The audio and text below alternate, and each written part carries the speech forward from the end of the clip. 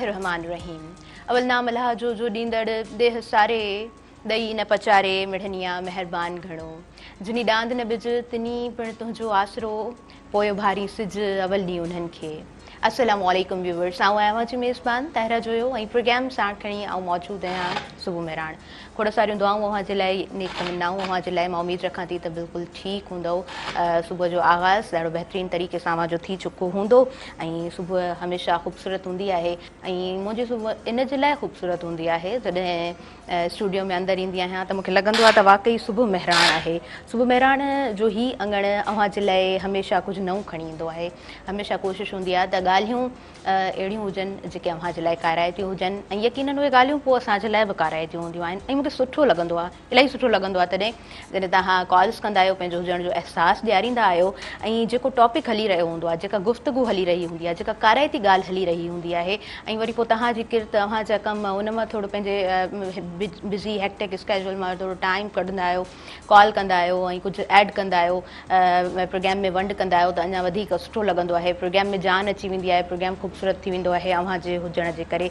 Programme viewers हिन वक़्तु live हली रहियो आहे स्क्रीन ते, अव्हां असांखे लाइव ॾिसी रहिया आहियो ऐं स्क्रीन ते ॾिनल नंबर बि हली रहियो आहे। मां हिकु दफ़ो अनाउंस ज़रूरु कंदमि 02221022855 तव्हां इहो डायल कजो ऐं प्रोग्राम में शामिलु थिजो। जीअं त आउं चई चुकी आहियां, तव्हां पंहिंजे हुजण जो जॾहिं बि अहसासु ॾियारींदा आहियो त यकीन पुछो प्रोग्राम में जान अची वेंदी आहे, प्रोग्राम ख़ूबसूरत थी वेंदो आहे। अच्छा, हमेशह कोशिशि हूंदी आहे त ॿ चारि ॻाल्हियूं अहिड़ियूं बि कयूं जेके अव्हां जी दिलि वटां हुजनि। मूंखे लॻे थो त जॾहिं असां माना अॻियां वधण जो सोचंदा आहियूं, यकीनन हर माण्हू जो हिकिड़ो पंहिंजो गोल ज़रूरु हूंदो आहे ऐं जेकॾहिं नाहे त पोइ मूंखे नथो लॻे त ज़िंदगी तव्हांजी का काराइती आहे या ज़िंदगी जो उहो मिशन को तव्हांजो काराइतो थी सघे थो। त गोल हुजणु तमामु घणो ज़रूरी आहे ऐं मेंटल हेल्थ डे बि दुनिया में सेलिब्रेट कयो वेंदो आहे ऐं पोयां असां हिन मंथ में ॾिठोसीं त मेंटल हेल्थ डे सेलिब्रेट थियो। ज़हनी सिहत ऐं उन खां पोइ वरी जिस्मानी सिहत ऐं तव्हांजी जिस्मानी सिहत केतिरी ज़रूरी आहे, उन सां गॾोगॾु ज़हनी सिहत केतिरी ज़रूरी आहे, तंदुरुस्ती केतिरी ज़रूरी आहे, अॼु जो प्रोग्राम इन हवाले सां हूंदो। मूंखे ॾाढो सुठो लॻी रहियो आहे। अॼु असांजो पूरो स्टूडियो भरियल आहे, असांजा हाज़रीन बि मौजूदु आहिनि, अव्हां नाज़रीन बि मौजूदु आहियो। सो प्रोग्राम जो बाक़ाइदगी सां आगाज़ आऊं वठां थी, ॿुधाईंदी हलां त असांजे अङण ते अॼु कहिड़ा महिमान मौजूदु आहिनि। सो इंट्रोडक्शन जी तरफ़ अॻियां वधां थी, ॿुधाईंदी हलां आऊं त डॉक्टर सादिक हुसैन साहब असांजे प्रोग्राम में मौजूदु आहिनि, principal medical officer director Noorin centre hospital Nawabshah ऐं उनखां अलावा असां वटि मैडम मौजूदु आहिनि डॉक्टर सरदार ख़ातून साहिबा ऐं प्रिंसिपल मेडिकल ऑफिसर हेड ऑन्कोलॉजी डिपार्टमेंट नूरिन नवाबशाह। ॿिन्हिनि खे आउं दिलि जी गहराई सां भलीकार चवां थी, अस्सलाम वालेकुम, हैव अ गुड मॉर्निंग। ऐं उमेद रखां थी त अॼु जो जेको प्रोग्राम आहे ॾाढो सुठो ऐं सुठी बहितरीन का ॻाल्हि हूंदी, असांजे व्यूवर्स ताईं ॾाढो सुठे तरीक़े सां हिन प्रोग्राम खे पाण पहुचाईंदासीं। व्यूवर्स उनखां अलावा ॿुधाईंदी हलां त असांजे प्रोग्राम में बख़्तावर मौजूदु आहे, बख़्तावर खे बि मां भलीकार चवां थी। निर्दोष मौजूदु आहे ऐं निर्दोष खे मां दिलि जी गहराई सां भलीकार चवंदसि। असां वटि अॼु योगा ट्रेनर्स मौजूदु आहिनि ऐं जीअं त मूं ॻाल्हि कई त जिस्मानी सिहत, योगा छो ज़रूरी आहे, एक्सरसाइज़ छो ज़रूरी आहे, फिटनेस छो ज़रूरी आहे, अव्हां जी हेल्दी रूटीन छो ज़रूरी आहे, उन बाबति असां ॻाल्हि ॿोल कंदासीं। ऐं ॿिन्हिनि खे मां भलीकार चवां थी, अस्सलाम वालेकुम, हैव अ गुड मॉर्निंग। कीअं आहियो? यस, तव्हां खां शुरू कंदमि। कीअं आहियो? ठीकु आहियो? ज़बरदस्त, आउं बिल्कुलु ठीकु आहियां ऐं गिटार विटार खणी वेठा आहियो। अॼु प्रोग्राम में माना पूरी भरपूर जान हूंदी, हा न? ईअं ई आहे प्रोग्राम खे नओं रंग ॾींदासीं। ज़बरदस्त। पोइ भला शुरूआति तव्हां खां ई कयूं था, छा ॿुधाईंदव? अच्छा, शुरू में ई ॿुधायूं? हा, ज़बरदस्त ज़बरदस्त रहंदो। स्टार्टिंग कयूं था त छा खां शुरू कयूं? वाह, ज़बरदस्त।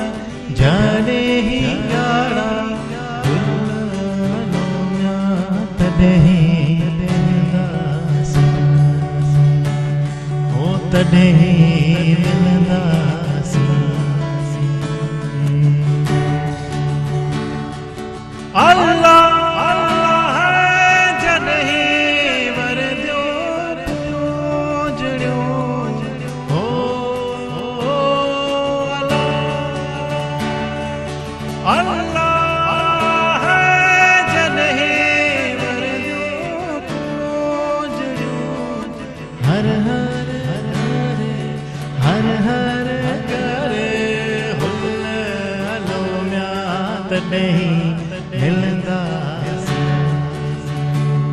हो तॾहिं रहंदासीं हो तॾहिं मिलंदासीं हो तॾहिं मिलंदासीं।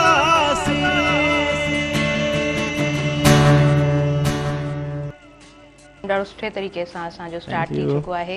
व्यूअर्स, असां जेकॾहिं अक्टूबर मंथ जी ॻाल्हि कयूं त ब्रेस्ट कैंसर जे अवेयरनेस जे लाइ पूरो महीनो सेलिब्रेट कयो वेंदो आहे। सो अॼु ब्रेस्ट कैंसर ते असां ॻाल्हाईंदासीं। ॿुधाए चुकी आहियां त सादिक हुसैन साहब, डॉक्टर सादिक हुसैन साहब असांजे प्रोग्राम में मौजूदु आहिनि। सो आऊं ॿीहर तव्हांखे भलीकार चवंदसि, ठीकु आहियो, ख़ुशि आहियो? माशाल्लाह जी, ज़बरदस्त। अच्छा, अक्टूबर मंथ अवेयरनेस आहे ब्रेस्ट कैंसर जे हवाले सां। सो कीअं स्टार्ट वठंदव, कीअं असांखे ॿुधाईंदव त छा ब्रेस्ट कैंसर आहे, कीअं स्टार्ट थिए थो, छा अलार्मिंग सिचुएशन्स आहिनि, कीअं ख़्यालु रखणु खपे? असां पहिरीं ॿुधायूं त असां मुख़्तलिफ़ कैंसर आहिनि ऐं हर कैंसर जे लाइ असां अलॻि महीनो मल्हाईंदा आहियूं। कंहिं महीने में असां ब्रेस्ट कैंसर जे बारे में ॿुधाईंदा आहियूं, कंहिं महीने में असां प्रोस्टेट जे बारे में ॿुधाईंदा आहियूं, कंहिं महीने में फेफड़नि जे कैंसर जे बारे में ॿुधाईंदा आहियूं। पर छो जो हीउ जेको ब्रेस्ट कैंसर आहे इहो हिकु त असांजी फीमेल्स में तमामु घणो कॉमन आहे। जेकॾहिं अवां दुनिया में ॾिसंदो त इंटरनेशनली जेको फीमेल्स में जेको नंबर 1 ते कैंसर आहे उहो ब्रेस्ट कैंसर आहे ऐं इहो यंग एज खां वठी ओल्ड एज ताईं आहे। जेकॾहिं अवां ॿियनि मुल्कनि में ॾिसंदो त जेको रेशो आहे नौजवान छोकिरियुनि में ऐं 50 साल खां मथे वारनि फीमेल्स में त उहो 50-50 आहे। पर जेकॾहिं असां वटि तव्हां ॾिसंदो त हुनजो बिल्कुलु उलट आहे। असां वटि 50 एज खां पहिरीं काफ़ी कॉमन थी वियो आहे कैंसर। अॼुकल्ह असां वटि जेके 16 साल जूं छोकिरियूं आहिनि उहे ब्रेस्ट कैंसर सां असां वटि प्रेज़ेंट कनि थियूं ऐं इहो ठीकु थियण वारो कैंसर आहे। जेकॾहिं टाइम ते असां वटि ईंदा त इहे ब्रेस्ट कैंसर जा पेशेंट्स ठीकु थी सघनि था। हिन अवेयरनेस जो जेको मक़सदु आहे उहो बि इहो ई आहे त असां मरीज़नि खे इनिशियल स्टेज में असां पाण ॾे वठी अचूं ऐं हुनखे असां ट्रीट करे ठीकु कयूं जीअं पंहिंजी बक़ाया ज़िंदगी ॾाढी सुठे तरीक़े सां गुज़ारे। अच्छा, ब्रेस्ट कैंसर जो वरी कुझु निशानियूं हूंदियूं आहिनि फीमेल्स में।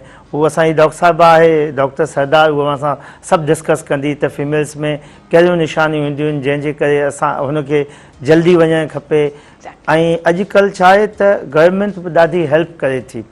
अवां जूं जेके स्क्रीनिंग टेस्ट हूंदा आहिनि जंहिंमें अव्हांखे इनिशियली ख़बर पइजी वञे त का पैथोलॉजी शुरू थिए पई या का बीमारी शुरू थिए पई त हू उन ई वक़्तु डिटेक्ट कंदा ऐं अव्हांखे जल्दी सां असांजे कैंसर हॉस्पिटल ॾे मोकिले छॾींदा।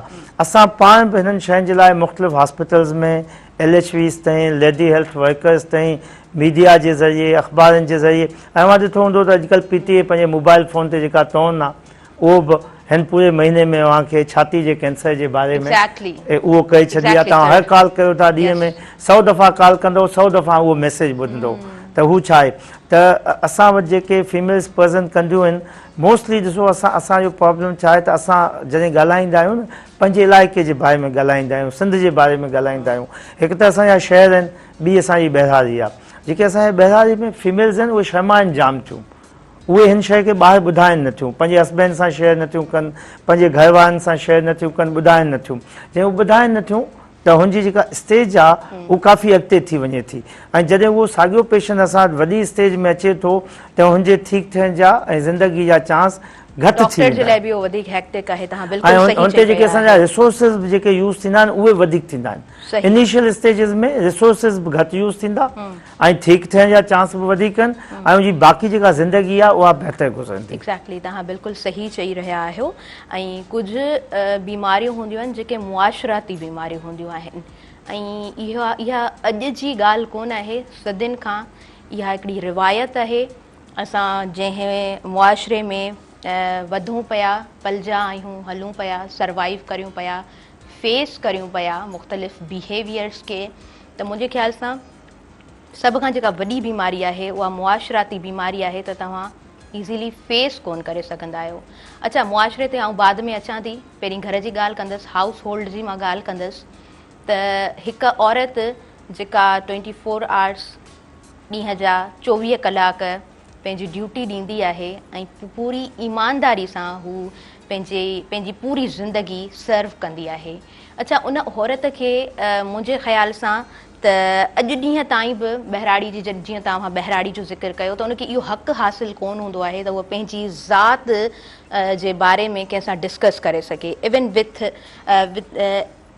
The husband. उहा पंहिंजे हस्बैंड सां बि पंहिंजे घर वारे सां बि खुली करे शायदि उन तरह ॻाल्हाए कोन सघंदी आहे, इहा असांजी मुआशराती बीमारी आहे। सो असां वटि डॉक्टर सरदार ख़ातून साहिबा मौजूदु आहिनि।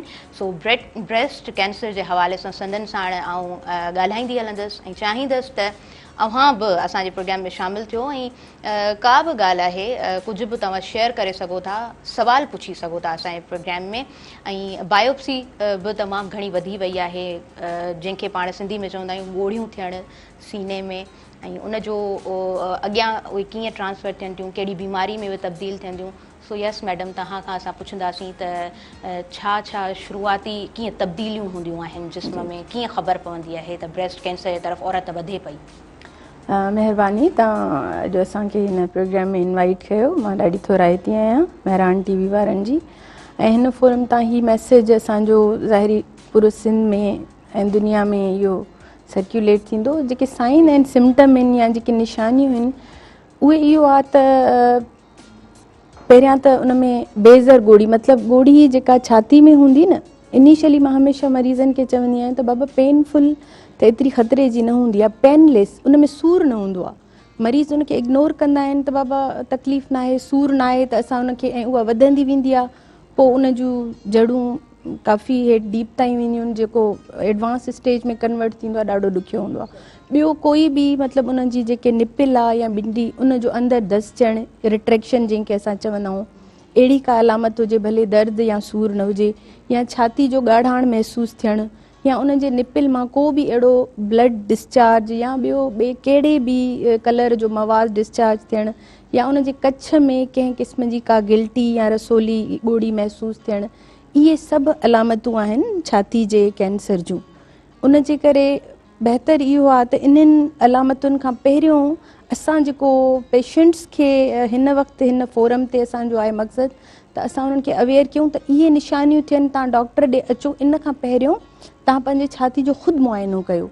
हर औरत खे पंहिंजी छाती जो ख़ुदि मुआइनो करणु खपे, रेगुलरली, मंथली, हर महीने में। हर औरत ॾिसो, तव्हां पंहिंजो फेस आहे न, तव्हां पंहिंजो फेस डेली आईने में ॾिसंदा आहियो, उन में जॾहिं बि तव्हांखे का पैम्पल, को अहिड़ी चेंज नज़र ईंदी आहे, तव्हां चवंदा हा मुंहिंजी हीअ फेस, तंहिंजे करे हीअ बि तव्हांजी बॉडी आहे। औरत खे हर महीने पीरियड्स खां पोइ या जिन खे पीरियड्स नथा अचनि, उनखे पंहिंजी छाती जो हर महीने वॉशरूम में आईने में ख़ुदि ॾिसे, उन में काई बि अहिड़ी चेंज, उन जी साइज़ में काई चेंज आहे, उन जे कोई अहिड़ो रेडनेस आहे, ॿी का बि तब्दीली, हू उनखे नोट कंदी। जॾहिं बि तव्हां महीने में रेगुलरली, डॉक्टर्स हिन वक़्तु जेको बि कनि था त इहो था चवनि त तव्हां पाण खे पाण मुआइनो कयो, ऐं साल में हिकिड़ो दफ़ो तव्हां पंहिंजे कंहिं फिज़िशियन, हाणे अॼुकल्ह गवर्नमेंट हॉस्पिटल्स में बि इहे सहूलियतूं आहिनि, फ्री ऑफ कॉस्ट आहिनि, तव्हां वञो डॉक्टर खां एन्युअली, मतिलबु साल में हिकिड़ो दफ़ो मुआइनो करायो, ऐं 40 सालनि खां मथे एज आहे त तव्हां उन में मेमोग्राफी करायो। जी जी, त मतिलबु इहे सभु, या जंहिंमें ख़ासि तौर उन्हनि बि फैमिलीज़ में, कुझु फैमिलीज़ में असां इलाही केसिस ॾिसंदा आहियूं जिन खे फैमिली हिस्ट्री आहे कैंसर जी, ब्रेस्ट कैंसर जी फैमिली हिस्ट्री आहे, त उन नंढनि न्याणियुनि खे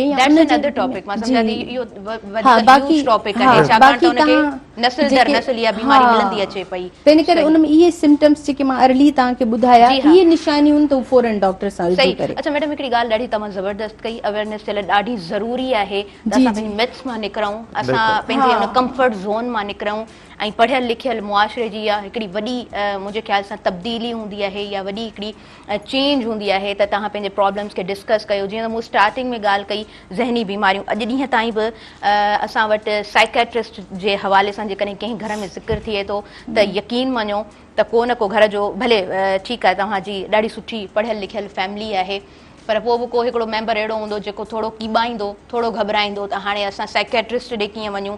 ईअं ई इहे बीमारियूं जेके औरतुनि जूं आहिनि, ब्रेस्ट कैंसर जेका औरतुनि खे बीमारी लॻे थी, जेको कैंसर औरतुनि जे जिस्म में पैदा थिए थो, उनजे लाइ अञा बि शायदि उन ॻाल्हि खे थोरो परदे में रखी ॻाल्हायो वेंदो आहे। पर मुंहिंजे ख़्याल सां तव्हां जेकॾहिं सुठी ज़िंदगी गुज़ारणु चाहियो था, बसर करणु चाहियो था, त तव्हांजूं जेके बि बीमारियूं आहिनि, जेको बि प्रॉब्लम आहे, इज़ीली तव्हां पंहिंजे घर वारनि सां डिस्कस करे सघो एंड देन तव्हां पंहिंजे डॉक्टर सां डिस्कस करे सघो।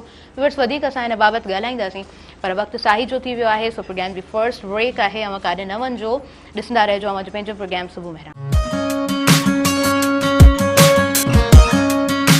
सभिनी ॾिसंदड़नि खे आऊं ॿीहर भलीकार चवंदसि अवां जो पंहिंजे प्रोग्राम सुबुह मेहरान में। प्रोग्राम ॾाढो ज़बरदस्त तरीक़े सां स्टार्ट थी चुको आहे एज़ एन अवेयरनेस सेशन।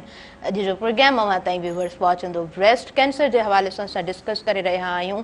अच्छा, घणा सारा सवाल हूंदा आहिनि ज़हन में त इलाज जे लाइ पैसो तमामु घणो खपे थो।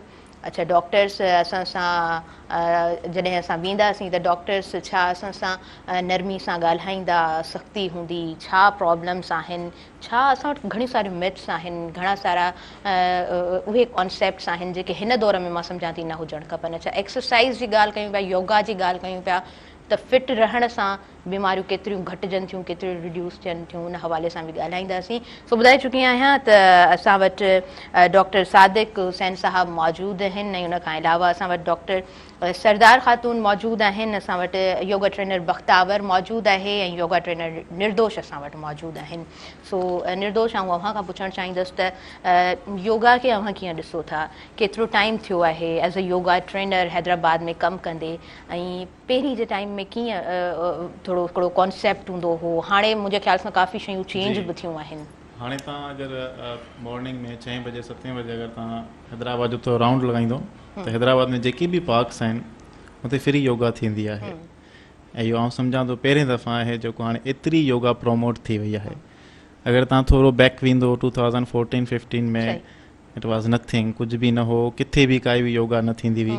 इवन जॾहिं मां कराईंदो हुयुमि पार्क्स में फ्री ऑफ कॉस्ट, त असांजे माण्हू टोकींदा हुआ, खिलंदा हुआ, या हिकिड़ो अजीब कॉन्सेप्ट हो, छो जो अञा जेसि ताईं माण्हुनि खे सम्झनि ॻाल्हि खे त छा आहे, कीअं आहे योगा, छो ज़रूरी आहे, त उनमें वक़्तु लॻंदो आहे। जिथे दुनिया सॼी जेको आहे अॻियां वधी रही हूंदी आहे, असां थोरो 2 क़दम पोइ हिते आहियूं। त असांखे पंहिंजे कल्चर खे, पंहिंजे हेरिटेज खे जेको आहे अपनाइणु खपे। योगा असांजी आहे, असांखे अपनाइणु खपे, असांखे ऑन करणु खपे, इनखे सम्झणु खपे। छो जो तव्हां ॾिसो त मुंहिंजे दिड़े में बि कुझु योगा आसनास मिलंदा। इट मीन्स उते कल्चर हो करण जो। हिकिड़ी हूंदी आहे जस्ट हैबिचुअल एक्टिविटीज़, हिकिड़ो हूंदो आहे कल्चर जंहिंजी तव्हां मूर्ति ठाही सघो, सो वॉट, मतिलबु जेको बि आहे, ठीकु आहे। त असांखे पंहिंजे हेरिटेज खे जेको आहे प्रोमोट करणु खपे, उनखे सम्झणु खपे, योगा जी नॉलेज खे पढ़णु खपे। हाणे सॼी दुनिया में योगा ते PhDs बि थींदियूं आहिनि। Even she is also certified, मां बि सर्टिफाइड आहियां। त हाणे सर्टिफिकेशन शुरू थी वई आहे, डिग्रीज़ शुरू थी वियूं आहिनि, मास्टर्स शुरू थी वई आहे, पढ़ायो वेंदो आहे थ्रू योगा। तव्हां कहिड़ी कहिड़ी बीमारीज़ खे कीअं कीअं जेको आहे कवर करे सघो था, तव्हां ब्लड प्रेशर खे कीअं कवर करे सघो था, तव्हां हार्ट डिज़ीज़ खे कीअं योगा जे थ्रू कवर करे सघो था, तव्हां मेंटल हेल्थ जी ॻाल्हि कई त योगा जे थ्रू तव्हां मेंटल हेल्थ खे कीअं था कवर करे सघो। सॼी दुनिया में अगरि विदाउट मेडिकेशन तव्हां अगरि ॿिए पासे इख़्तियार करणु चाहियो था त yoga is best for everybody. सही सही। ऐं उन खां अलावा वेट लॉस एक्सरसाइज़ जेके हूंदियूं आहिनि, मुंहिंजे ख़्याल सां गर्ल्स जे लाइ उहे वधीक ज़रूरी हूंदियूं आहिनि, त तव्हां वेट लॉस एक्सरसाइज़ करे। सो बख़्तावर खां असां पुछूं था, बख़्तावर तव्हां ॿुधायो, ठीकु आहियो, ख़ुशि आहियो? अच्छा बख़्तावर, योगा तव्हांजी नज़र में छा आहे? अगरि योगा जी डेफिनेशन बख़्तावर ॿुधाईंदी त बख़्तावर जी ज़ुबानी छा डेफिनेशन हूंदी? मां इहो ई चवंदमि त हर लेडी खे योगा करणु खपे। एक्सरसाइज़ योगा मतिलबु उनखां लाइफ न आहे। लाइफ जी स्टार्टिंग में ई माण्हू सुबुह जो उथे मॉर्निंग में पहिरियां योगा ई स्टार्ट करे। उनमें काफ़ी अहिड़ियूं एक्सरसाइज़ आहिनि, आसनास आहिनि, जंहिंमें काफ़ी माण्हुनि खे इलाही बेनिफिट्स मिलंदा आहिनि। ठीकु ठीकु। अच्छा आसनास जी तव्हां ॻाल्हि जी। कई सो मां त जॾहिं बि निर्दोष ईंदा आहिनि मां चवंदी आहियां त असांखे ॿुधायो असांखे करे ॾेखारियो कुझु अहिड़ियूं एक्टिविटीज़ जेके ईज़ीली असां वेही करे घर में नेक्स्ट टाइम करे असां सघूं। सोफ़ा हटाए करे योगा कंदासीं। हा हा न सही। बिल्कुलु बिल्कुलु ईअं बि थियणु खपे Exactly, निर्दोष आऊं त exactly. चाहींदी आहियां त प्रॉपर तरीक़े सां हिकिड़ो प्रोग्राम असां पाण योगा डिज़ाइन कयूं, जी कयूं हा, जंहिंमें असां योगा जे हवाले सां प्रॉपर तरीक़े सां गाइड कंदा हलूं त इहो Exactly. प्रोग्राम बि पंहिंजो ॾाढो सुठो रहंदो। बिल्कुलु। ईअं मुंहिंजे माइंड में बि आई ईअं पाण बिल्कुलु हिते इहो प्रोग्राम इंशाअल्लाह, कंदासीं। इंशाअल्लाह। यस सो असां डॉक्टर सरदार ख़ातून जी तरफ़ वधूं था ऐं मां अव्हां खां इहो बि स्टार्टिंग में पुछंदसि छा एक्सरसाइज़ जो फ़र्क़ु पवंदो आहे बीमारियुनि ते बिल्कुलु ब्रेस्ट बिल्कुलु, कैंसर जेको आहे हा। उहो भला इन सां रिड्यूस थी हा सघे हा कुझु ॿुधायो असांखे बि इन बिल्कुलु। हवाले अच्छा सां। ब्रेस्ट कैंसर जा कुझु इरिवर्सिबल रिस्क फैक्टर आहिनि कुझु रिवर्सिबल जी आहिनि। हा, जी हा। इरिवर्सिबल जीअं जेनेटिक थी वियो मां ॿुधायो मोर्सी आहे कंहिंखे उहो त असांजे कंट्रोल न आहे बाक़ी जेके रिस्क फैक्टर असांजे कंट्रोल में आहिनि उन्हनि में इहे ई आहिनि जेके मतिलबु ओबेसिटी मोटापो is a risk factor for breast cancer उहो कराईंदो आहे। जेकॾहिं तव्हां एक्सरसाइज़ योगा इहे शयूं अपनाईंदव त माना तव्हां इहो रिस्क फैक्टर घटायो आहे त इन जो त डेफिनेटिवली रोल आहे ऐं हुन में आहे।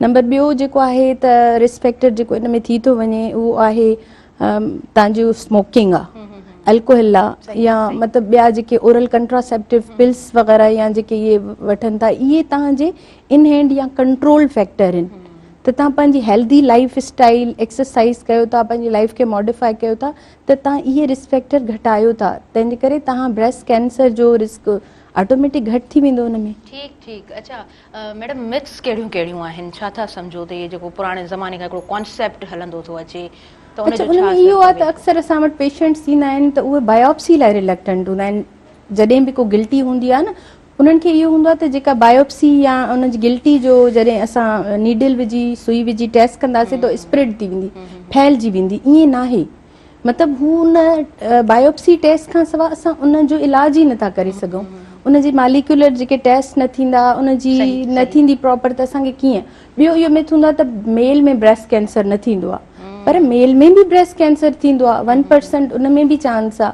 तंहिंजे करे ही शयूं हू सम्झंदा आहिनि त ही न थींदो ऐं मतिलबु कुझु चवंदा आहिनि त मतिलबु जेके कॉपर पाइण या गोल्ड पाइण या इन्हनि शयुनि सां बि ही वधे थो उनखे बीमारी खे मिले थो कोई अहिड़े क़िस्म जो त इहे सभु मिथ आहिनि। ट्रीटमेंट जेकॾहिं उन में चवंदा आहिनि त रेडिएशन जेका थिए थी ट्रीटमेंट उन में चवंदा आहिनि इहे बिजली जा करंट आहिनि अहिड़े क़िस्म जी का बि उहा शइ न हूंदी आहे पेशेंट खे घुराए असां उनजो प्रॉपर काउंसलिंग जो सेशन कंदा आहियूं।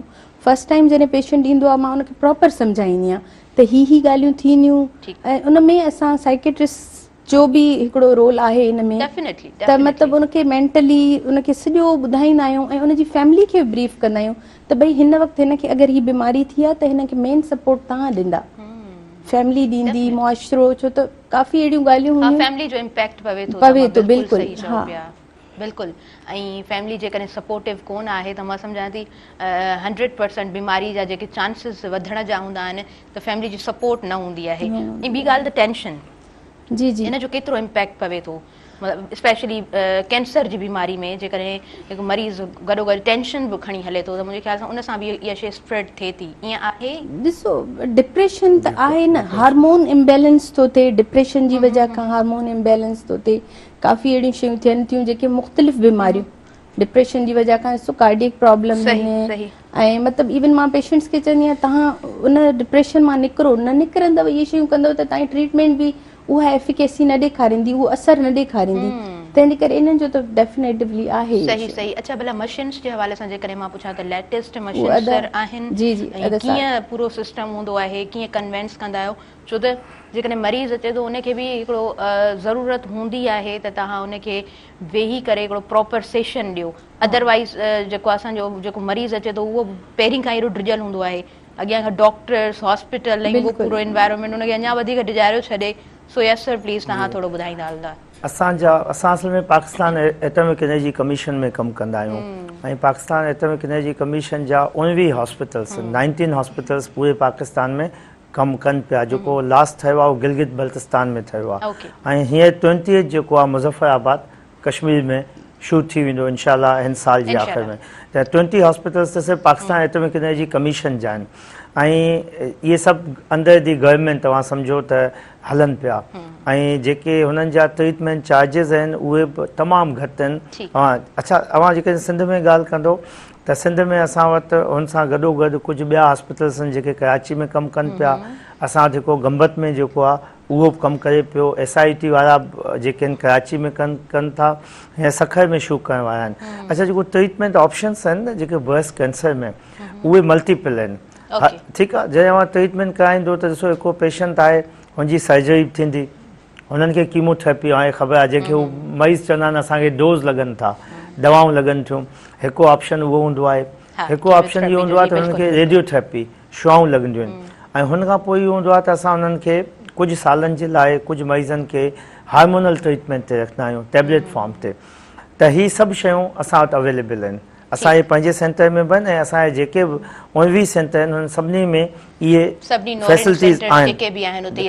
अलॻि नालनि सां आहिनि, जीअं त जामशोरे में निमरा आहे, असां वटि नौरन आहे, लाड़काने में लीना जे नाले सां आहे, 2 हॉस्पिटल कराची में आहिनि। त इहे जेके सभु फैसिलिटीज़ आहिनि सभु अवेलेबल आहिनि। हाणे डिपेंड कंदो त असां पेशेंट खे कहिड़ियूं कहिड़ियूं फैसिलिटीज़ ॾींदासूं। It depends on the staging of the patient, त उहो कहिड़े स्टेज में असां वटि आयो आहे, हुनजो हार्मोनल जेको स्टेटस आहे उहो छा आहे, कहिड़े लेवल ते आहे। अच्छा, हुन खां पोइ जेकॾहिं तव्हां ॾिसंदो काफ़ी जॻहियुनि ते इहो आहे त cancer treatment is too much costly, जिते किथे ईअं आहे। पर थैंक्स टू अलमाइटी अल्लाह त असां वटि जेको सिंध गवर्नमेंट आहे उहो बि ॾाढी हेल्प करे थी, पाकिस्तान एटॉमिक एनर्जी कमीशन आहे उहो बि हेल्प करे थी। असां वटि जेका ज़कात अचे थी, सभिनी खां जेका महांगी ट्रीटमेंट आहे उहा दवाउनि सां आहे, कीमोथेरेपी ड्रग्स जेके आहिनि। त उहे कीमोथेरेपी ड्रग्स जेके आहिनि असां सिंध गवर्नमेंट जी सपोर्ट सां पंहिंजे पेशेंट्स खे फ्री ऑफ कॉस्ट ॾींदा आहियूं। ॿी हिकिड़ी महांगी दवा ईंदी आहे टारगेटेड थेरेपीज़, उहो बैतुल माल जेको आहे, जेकॾहिं पेशेंट फॉर्म जमा कराए थो त उहो बैतुल माल जी तरफ़ां अची वञनि था। जेके मशीन्स आहिनि, अच्छा जेकॾहिं तव्हां प्राइवेट सेटअप में वेंदो त उहो ॿुधाईंदा सिर्फ़ु शॉऊं ब्रेस्ट जूं जेके लॻंदियूं आहिनि उहे तक़रीबन साढा 6 लख रुपया, 7 लख रुपया, 5 लख रुपए जो पैकेज आहे ऐं उहो पैकेज असां वटि कोई 40,000 जे अंदरि आहे। ऐं असां हुन में मरीज़ जेके अफोर्ड नथा कनि हुननि खे असां अधु क़ीमत बि कयूं था, फ्री ऑफ कॉस्ट बि कयूं था। ठीकु आहे। ऐं हार्मोनल थेरेपी जेका आहे उहा एॾी कॉस्टली न आहे ऐं उहे पेशेंट जेको आहे हर महीने टैबलेट्स खाईंदा आहिनि ऐं असां हुननि खे प्रोवाइड कंदा आहियूं फ्री ऑफ कॉस्ट फॉर्म ज़कात। ओके जी, ज़बरदस्त ज़बरदस्त। वधीक पाण हिन हवाले सां डिस्कस कंदा हलंदासीं पूरे प्रोग्राम में। निर्दोष अव्हां खां कुझु ॿुधंदासीं, छा सिलेक्शन आहे, छा ॿुधाईंदव? निर्दोष जी अञा सुबुह जी निंड पूरी मूंखे लॻंदो कोन थी आहे। सो बहरहाल हाणे म्यूज़िक सां निर्दोष तव्हां पाण बि जागो ऐं असांजे व्यूअर्स खे बि जागायो। तेरे इश्क में जो भी डूब गया उसे दुनिया की लहरों से डरना क्या। तेरे इश्क में जो भी डूब गया उसे दुनिया की लहरों से डरना क्या। तेरे इश्क में जो भी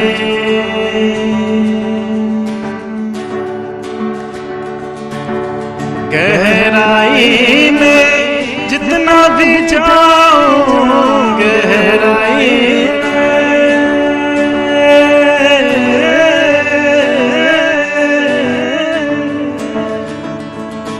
हो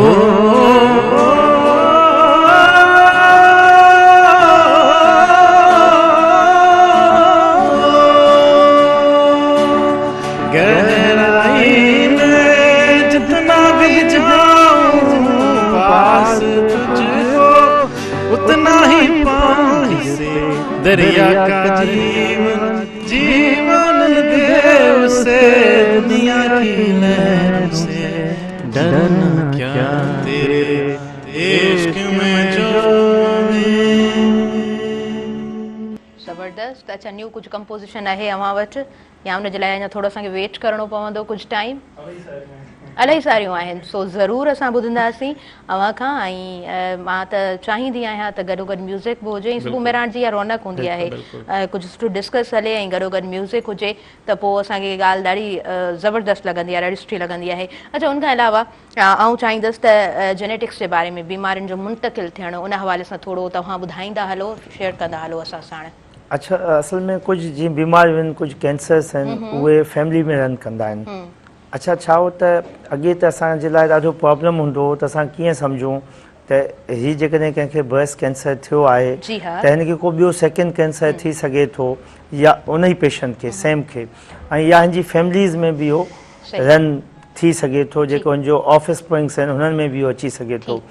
अच्छा, त हाणे थैंक्स गॉड त अॻे इहे सैंपल्स जेके हुआ ॿाहिरि मुल्कनि में वेंदा हुआ ऐं हीअं इहो पाकिस्तान में अवेलेबल आहिनि। ऐं अव्हांखे ख़ुशी थींदी त असांजे वीएन हॉस्पिटल में असांजा 2 हॉस्पिटल अहिड़ा आहिनि जेको हिनखे चइबो आहे NGS, जंहिं ते जेको स्कोरिंग हूंदी आहे उहो कनि पिया। ऐं असां सभु हाणे पंहिंजे हॉस्पिटल्स मां, छो ई काफ़ी महांगा टेस्ट आहिनि त हर जॻह ते इहे नथा करे सघजनि, पोइ छा थींदो आहे त जे असां वटि पेशेंट ईंदो असां हुनजो सैंपल जेको आहे असांजो नियर बाय हॉस्पिटल जिते इहो थिए पियो हुते मोकिले छॾींदा आहियूं। त हींअर असांजो कराची जो जेको हॉस्पिटल आहे उहो ऐं असांजो जेको फैसलाबाद जो हॉस्पिटल आहे, हिननि ॿिन्ही इनिशिएट करे छॾियो आहे फैसलाबाद। असांजा जेके 2 हॉस्पिटल आहिनि हुते किरण हॉस्पिटल कराची ऐं पीनम हॉस्पिटल फैसलाबाद, असांजा 2 हॉस्पिटल आहिनि जेके NGS ते कमु कनि पिया। ऐं हींअर असां पंहिंजे पेशेंट्स जा सैंपल जेके आहिनि होॾे मोकिलींदा आहियूं ऐं हू असांखे ॿुधाईंदा आहिनि जॾहिं हुननि जी रिपोर्ट ईंदी आहे NGS जी, त हुन मां ख़बर पवंदी आहे त हिन में कहिड़ियूं जीन्स आहिनि जेके पॉज़िटिव आहिनि, जेके बीमार आहिनि ऐं जेके अॻिते हिन डिज़ीज़ खे प्रोग्रेस कंदियूं। सेम पेशेंट में नेक्स्ट कैंसर थी सघे थो को ॿियो, फॉर एग्ज़ाम्पल जीअं हुनखे ब्रेस्ट कैंसर आहे त अॻिते हली हुनखे को यूटरस जो कैंसर थी सघे थो या हुनजी फैमिली में वरी ब्रेस्ट कैंसर थी सघे थो। ओके ओके, इहे कुझु निशानियूं आहिनि ऐं बिल्कुलु मूंखे ॾाढी ख़ुशी थी त पाकिस्तान में हाणे टेस्ट अवेलेबल आहिनि त उहे सिम्टम्स फॉरेन कंट्री कोन था वञनि, एतिरो वेट कोन थो करिणो पवे। कॉस्ट घटि थी वई आहे ॾाढी, जेके लखें रुपयनि जा टेस्ट हुआ उहे हज़ारनि में थियनि था। ठीकु, बिल्कुलु ठीकु। अच्छा, उन खां अलावा बायोप्सी जे हवाले सां थोरो मां फर्दर डिस्कस करणु चाहींदमि। सरदार ख़ातून साहिबा, डॉक्टर साहिबा असांजे प्रोग्राम में मौजूदु आहिनि। त जीअं त अव्हां पाण चयो, हिकिड़ो त I have work with community on the individual base, कंहिं ऑर्गेनाइज़ेशन जे थ्रू मां कमु कोन कयो आहे, सोशल वर्क मुंहिंजो थियल आहे, त मूंखे कुझु इन हवाले सां नॉलेज ज़रूरु आहे या मुंहिंजी कुझु स्टडी आहे इन हवाले सां। सो चाहींदसि त इन बाबति पाण डिस्कस करियूं त जीअं असांजा जेके व्यूअर्स आहिनि उहे औरतूं जेके हिन वक़्तु घर में मौजूदु आहिनि ऐं इन शइ खे ॾाढो लाइट वठनि पियूं, त उन्हनि सां असां हिन ॻाल्हि खे प्रॉपर तरीक़े सां शेयर करणु चाहींदासीं, पर वक़्तु साही जो थी वियो आहे। सो नड़ी ब्रेक आहे, stay tuned, we are just coming back.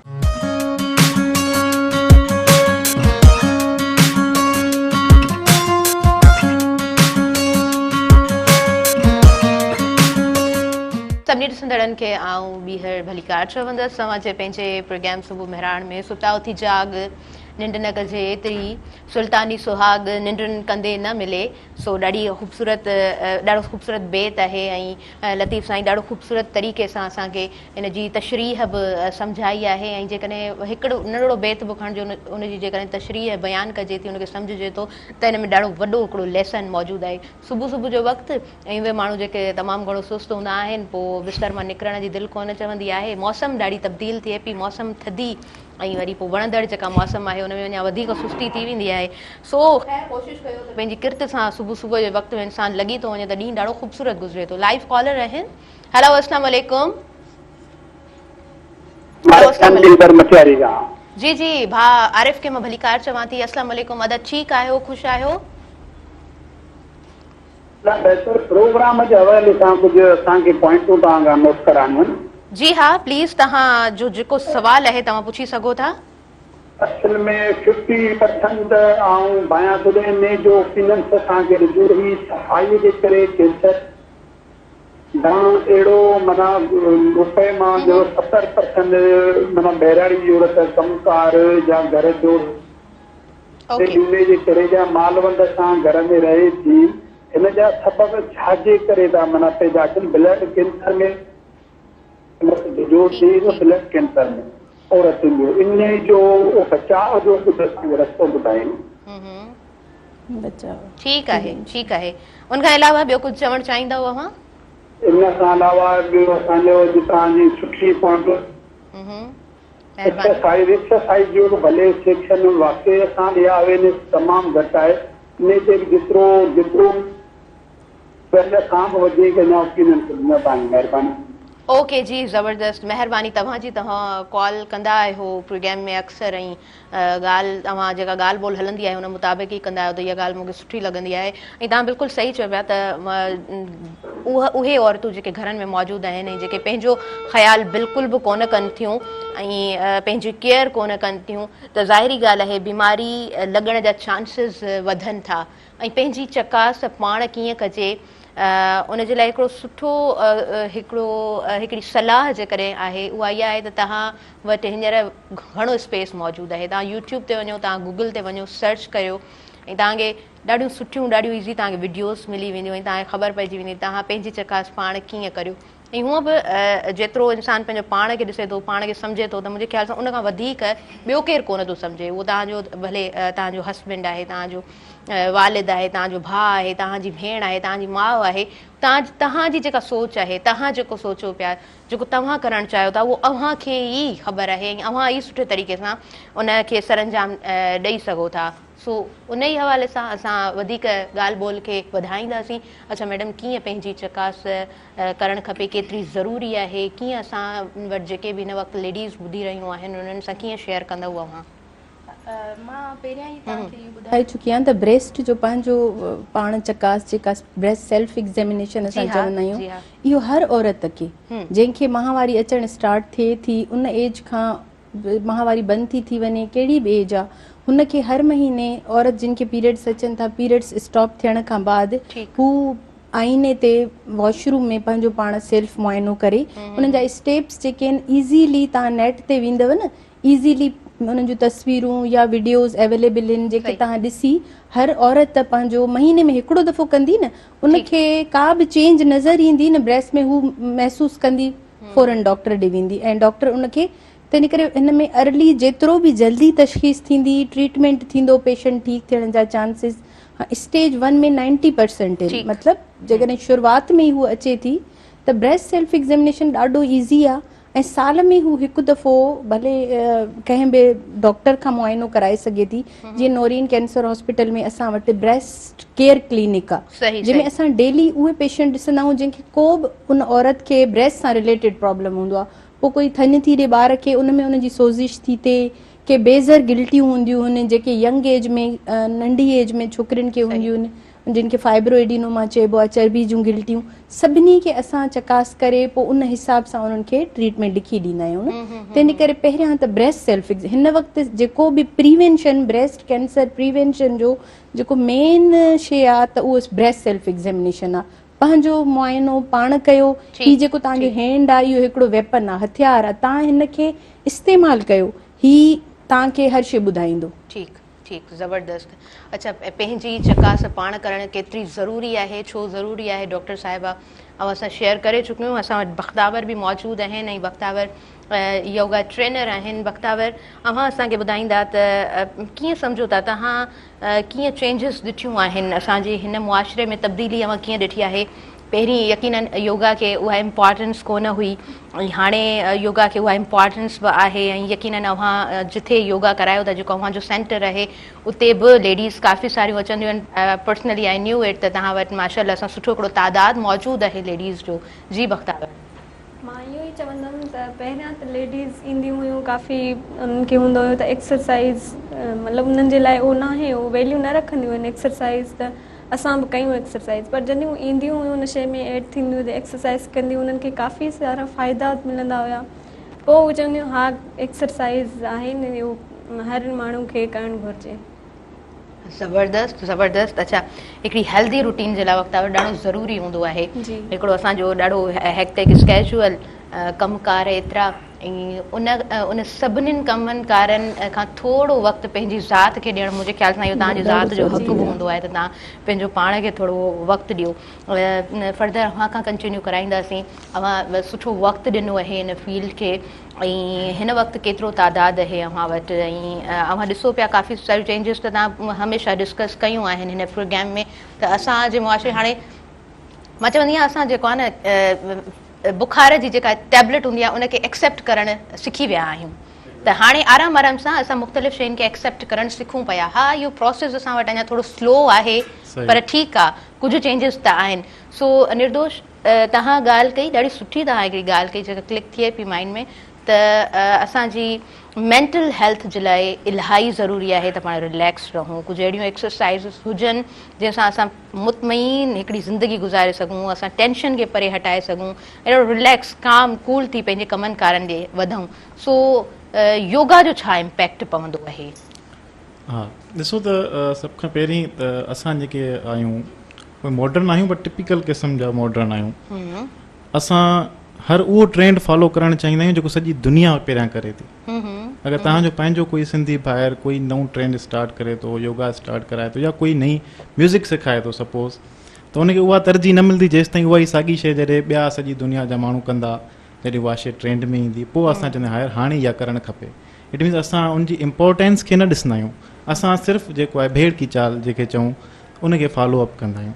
हाणे योगा खे छा आहे जॾहिं सॼी दुनिया में तरजीह मिलणु शुरू थी वई आहे, योगा ते सेशन थियणु शुरू थी विया आहिनि, मेंटल हेल्थ ते सेशन थियणु शुरू थी विया आहिनि, माइंडफुलनेस साइंस शुरू थी वई आहे जेको तव्हांखे सम्झाए थी तव्हां पंहिंजे माइंड खे कीअं रिलैक्स कयो, कीअं कंट्रोल कयो। जी हा, त तव्हां पंहिंजे थॉट्स खे कीअं प्रोसेस कयो, कहिड़ियूं थॉट्स जेके आहिनि तव्हांखे डिप्रेशन जी तरफ़ वठी थी वञनि, कहिड़ी रूटीन जेको आहे तव्हांखे डिप्रेशन स्ट्रेस एंज़ाइटी जी तरफ़ वठी थी वञे, या कहिड़ियूं कहिड़ियूं जेके तव्हांजूं रूटीन्स आहिनि, थॉट्स आहिनि, थॉट प्रोसेस आहिनि जेके तव्हांखे बीमारियुनि जी तरफ़ वठी था वञनि, त उन्हनि सभिनीनि खां बचण लाइ असां वटि हींअर योगा में माइंडफुलनेस जा सेशन थींदा आहिनि, मेडिटेशन थींदी आहे, गाइडफुल मेडिटेशन थींदी आहे जंहिंमें असां गाइड कंदा आहियूं तव्हां हाणे हीअ प्रोसेस कयो, हाणे हे थॉट खे प्रोसेस कयो, हाणे हिन तरीक़े सां प्रोसेस कयो, त आहिस्ते आहिस्ते तव्हां पंहिंजे ख़्यालनि खे पंहिंजी सोचुनि खे सोचण जो तरीक़ो तव्हांखे सलीक़ो अची वेंदो आहे। माण्हू चवंदा आहिनि असांखे अहिड़ी मेडिटेशन ॿुधायो जंहिंमें असांखे ख़्यालु न अचे, ईअं कोन थींदो। दिलि जो कमु आहे पंप करणु, दिमाग़ जो कमु आहे सोचणु, दिमाग़ सोचणु बंदि थींदो तव्हां चरिया थी वेंदो, यू विल बी डाइड। त दिमाग़ जो कमु आहे सोचणु, पर कहिड़े अंदाज़ में सोचे, छा सोचे, इहो असां मेडिटेशन में तव्हांखे सेखारी सघूं। थॉट्स ते तव्हांजो कंट्रोल हुअणु खपे, अव्हां जा थॉट्स अव्हां ते जॾहिं कंट्रोल। हींअर लेडीज़ में ख़ासि करे टर्म अची वियो आहे त असांखे ओवर थिंकिंग ॾाढी थी थिए। You are not thinking over, तव्हां सही न पिया सोचियो, यू आर थिंकिंग नेगेटिव, तव्हां वटि एनर्जीज़ नेगेटिव आहिनि, तव्हां वधीक सोचो, अञा वधीक गहराइयुनि में वञो। असां मेडिटेशन में सेखारींदा आहियूं यू गो वेरी डीप, अञा गहराइयुनि में वञो, अञा वधीक सोचो तव्हां छा छा सोचे सघो था। सो असां वटि छा आहे त स्ट्रेस खे वठी करे बि प्रॉपर नॉलेज न आहे माण्हुनि वटि, त उनखे असां कीअं हैंडल आउट कयूं। या हिकिड़ो फैशन थी वियो आहे, हा मूंखे बि स्ट्रेस आहे, त इहो हिकिड़ो माना कॉमन ट्रेंड थी वियो आहे, त मूंखे स्ट्रेस आहे त हाणे माना आउं थोरो चेंज आहियां माण्हुनि खां, कुझु अलॻि सोचां थो, मूं वटि ओवर थिंकिंग आहे, ओवर थॉट्स आहिनि, त उन्हनि शयुनि खे थोरो लाइट वठी करे प्रॉपर जेको आहे वे आउट्स गॾिजनि त छा छा करे सघिजे थो, कीअं करे सघिजे थो योगा जे थ्रू या ॿिए कंहिं बि तरीक़े सां तव्हां उनखे कीअं कवर अप करे सघो था। बैलेंस्ड वे में हलणु ॾाढो ज़रूरी आहे, अदरवाइज़ तव्हां टेंशन खणी जॾहिं वेहो था, डिप्रेस्ड थी जॾहिं पंहिंजी उन रूटीन खे वठो था, त पोइ अञा वधीक प्रॉब्लम्स जेके न हूंदा आहिनि उहे बि जनम वठणु शुरू थींदा आहिनि। ठीकु आहे, अच्छा ब्रेस्ट कैंसर खे भला कीअं उनजी रोकथाम छा आहे, कीअं उनखे रोके सघिजे थो, सर कीअं असांखे ॿुधाईंदा उहा? ॾिसो जेके जेनेटिक जी कया उहो त रोकणु ॾाढो ॾुखियो आहे, हुनमें अर्ली डिटेक्शन करे सघिजे थी। जीअं असां ॿुधायो पिए तव्हां स्क्रीनिंग करायो, सेल्फ एग्ज़ामिनेशन कयो, जेके जेनेटिक काज़िस आहिनि नंबर 1। नंबर जेके रिवर्सिबल काज़िस आहिनि, अव्हां पंहिंजो वज़न घटायो, अव्हां एक्सरसाइज़ कयो, अव्हां पंहिंजे पाण खे ख़ुशि रखो, अव्हां पंहिंजी विटामिन डी लेवल खे मेंटेन कयो, जेके इहे शयूं जेके असां जीअं फैटी आहियो त तव्हां एक्सरसाइज़ सुठी कयो, तव्हांजो वज़न घटि थी वेंदो। जेके एक्टिव फीमेल्स हूंदियूं आहिनि उन्हनि में इहे शयूं घटि थींदियूं आहिनि। जेके सेडेंटरी लाइफ गुज़ारींदा आहिनि, जंहिंजो वेट तमामु घणो हूंदो आहे, जंहिंजो कोलेस्ट्रोल तमामु घणो हूंदो आहे, जंहिंजो विटामिन डी तमामु घटि हूंदो आहे, त इहे जेके आहिनि त हिकु त अव्हां जा जेके लाइफ स्टाइल्स आहिनि उहे अव्हां चेंज कयो। ॾिसो हा, हिन एॾी सुठी ॻाल्हि कई त एक्सरसाइज़ जेका आहे उहा हमेशह बहितर हूंदी आहे, हूअ अव्हां जा गुड हार्मोन्स पैदा कंदी आहे अव्हां जे जिस्म में। अव्हां जॾहिं एक्सरसाइज़ कंदा आहियो न, आफ्टर एक्सरसाइज़ अव्हां फील कंदा आहियो यू हैव चेंज। जेकॾहिं अव्हां सॼो ॾींहुं वेठा हुजो ऐं 20 मिनट सिर्फ़ु 20 मिनट्स अव्हां हिकिड़ी सिंपल एक्सरसाइज़ कयो थो। अच्छा हाणे त असां प्रॉब्लम बि आहे न वॉकिंग। अच्छा सर सॉरी आउं इंटरप्ट करियां पई, असांखे न्यूज़ ब्रेक जी तरफ़ वधिणो आहे, पोइ पाण वधीक कंटिन्यू कयूं था ऐं व्यूअर्स न्यूज़ ॿुधूं था, वरी पोइ जल्दी सां वापसि अचूं था पंहिंजे प्रोग्राम सुबुह मेहरान में।